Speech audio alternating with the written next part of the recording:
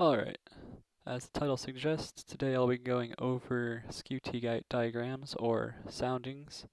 Basically, these are a profile of the air temperature, dew point, and the wind throughout the atmosphere. This one is for today, which is the 22nd of May, and it's a plot for southwestern Texas. First I'll go over the parameters. If you look at the left side, you can see these horizontal lines. These are the pressure, or isobars, lines of constant pressure. It's denoted in millibars, and it starts roughly 1013 millibars, which would be sea level, and it goes all the way up to 100 millibars, which is roughly 52,000 feet up.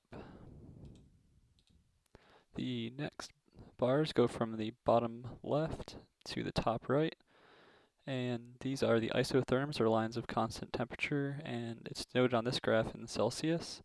You can see the numbers on the bottom as well as in the right side of the graph. The solid lines that go from the bottom right up towards the top left, these are the dry adiabatic lapse rates. And the moist adiabatic lapse rates go from the bottom right to the top left as well, and these are denoted with the dashed lines.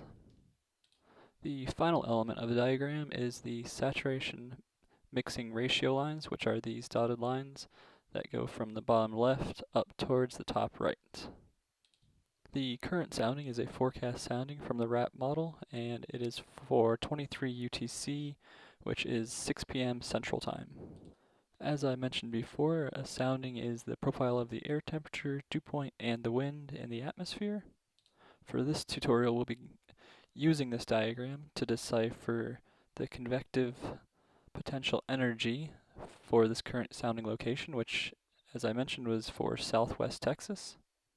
So to get started, we're going to locate the dew point temperature line, which is the solid green line, and we're going to find the ground level dew point temperature, which will be the first part of the line on the bottom of the graph. From this point, we're going to draw a line, and we're going to follow the saturation mixing ratio. So that'll look like this. And the second line we're going to draw, we're going to locate the temperature, air temperature, which is denoted by the red line on the graph. So on the temperature, we're also going to find the ground level temperature. And from here, we're going to draw a line, and we're going to follow the dry adiabatic lines, which were again these solid lines going from right to left up to the top. And that will look like this. And where these two lines intersect will be the lifted condensation level. The lifted condensation level is the point where the lifted air mass becomes fully saturated. Once the air mass is fully saturated, it will start following the moist adiabatic lapse rates, which again were these dashed lines also going up and to the left. So we will start drawing that line until we intersect the environmental temperature again, and once we hit that point, we're at the level of free convection. The area that becomes enclosed from the lines that we drew and the environmental temperature is known as the SIN. And the SIN is short for convective inhibition. In this case, the SIN is very small. If it is larger, we would require a lot more forcing to get the air mass up to the level of free convection. But for this one, the SIN is very low. Now that we're at the level of free convection, the temperature of the lifted air mass will be above the temperature of the environment. So this means it's free to rise until you hit the equilibrium level. So we will continue drawing this line along the moist adiabatic lapse rate until we get to 500 millibars. And this is our lifted index. So at this point, to calculate the lifted index, first we'll figure out what the temperature is of the environment, which is right about -9 degrees Celsius, and then the temperature of the lifted air mass, which is about -1 degree Celsius. And then we just take the difference of both of those, and we get the lifted index of -8.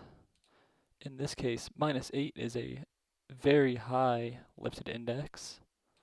This means we have a very unstable air mass.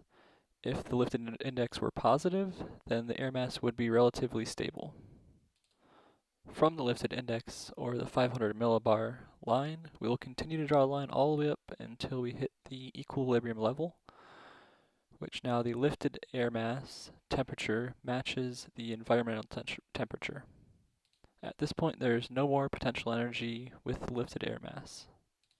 Now that we have the line all the way up to the equilibrium level, we can see the area between our lifted air mass temperature and the environmental temperature.